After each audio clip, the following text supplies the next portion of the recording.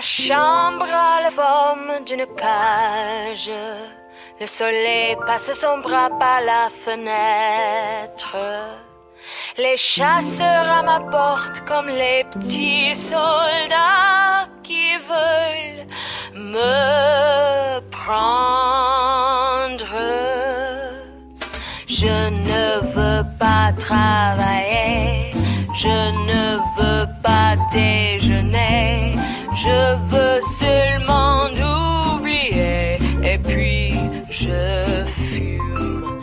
Déjà j'ai... Well, you mentioned in passing the principle of identity, and in classical texts and up to the moderns, seem to have been a fusion, or some would say a confusion between these two principles. In his defense, for example, Aristotle says that if the principle of non-contradiction were to fail, then the world, you would be committed to the view that the world is radically indeterminate, for example, and Leibniz seemingly moves from one principle to the other and seems to call all of them principle of non-contradiction, even when he is referring to what we now would call the principle of identity. If P, then P. Or could you tell us why you think there has been this fusion or confusion?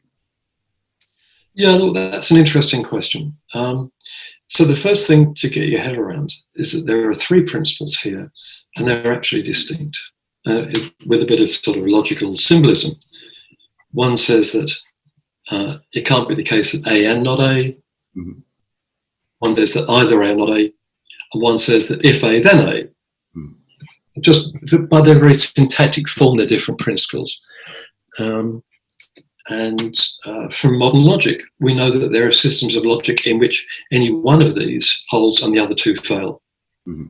So they don't have to go together. Next thing to observe is that Aristotle enunciates the first two of these, non-contradiction, excluding middle, although for him they're principles of metaphysics, not logic. Mm-hmm. The principle of identity doesn't really appear until Leibniz. Just kind of interesting. Identity in the history of logic is a mess. You don't find a good account in Greek logic. You don't find a good account in medieval logic. They're aware of identity, but they've got very different theories. They don't agree how it works. Mm-hmm.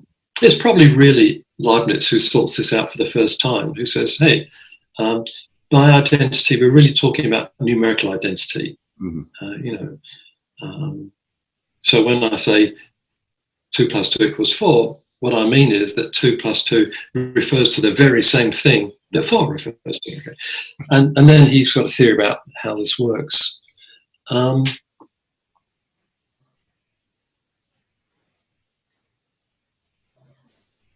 Leibniz does think that in some sense these principles are interdefinable. In fact, he thinks, following Aristotle, that non-contradiction is the most fundamental. Mm-hmm. But he does throw these principles around. He also throws around the principle of sufficient reason, namely that nothing happens without a sufficient reason. And of course, that's an interesting principle, but that's absolutely no part of logic in modern logic. Yeah. Okay, but in some sense, you find the thought that these three principles are the core of logic after Leibniz. Excluding middle, non-contradiction, and identity. And you get this thought thrown around by every philosopher between Kant and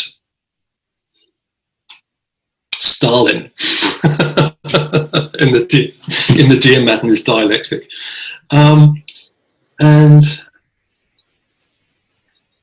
People say things like A or not A is not the case that A and not A, A equals A.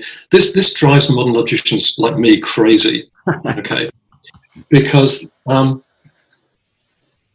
take as an example of that. What they'll say, the principal identity, A is A. Mm-hmm. Right.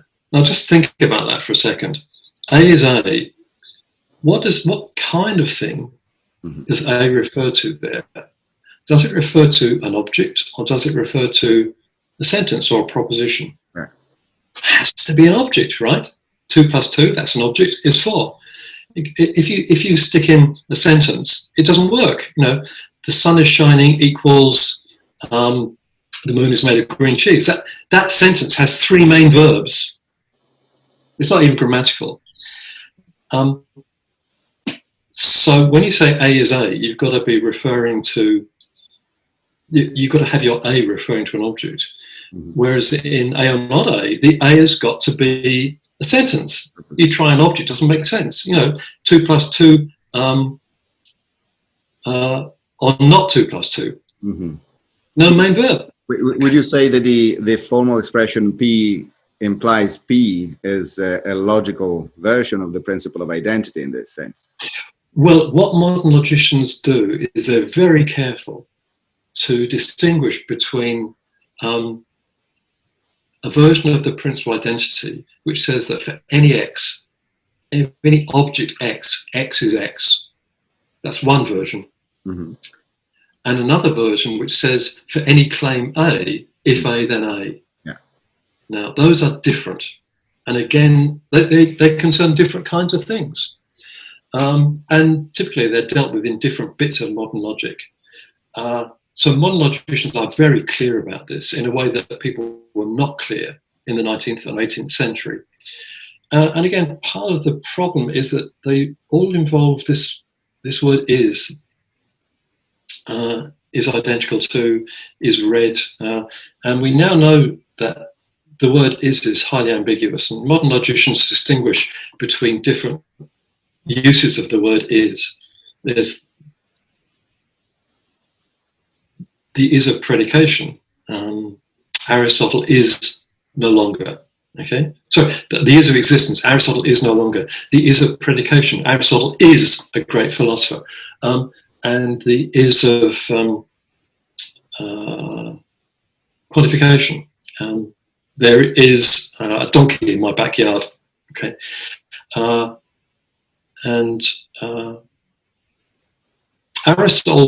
Leibniz tended to clear up this confusion, but then it fell into, you know, oblivion again after the collapse of scholastic logic. And it's really only again in the modern period that people have really got the various uses of is straight. But you know, if you read discussions of logic in, you know, sort of great philosophers of the 20th century, like Kant and Hegel, you know, modern logicians like me often tear their hair out just because they're so confused.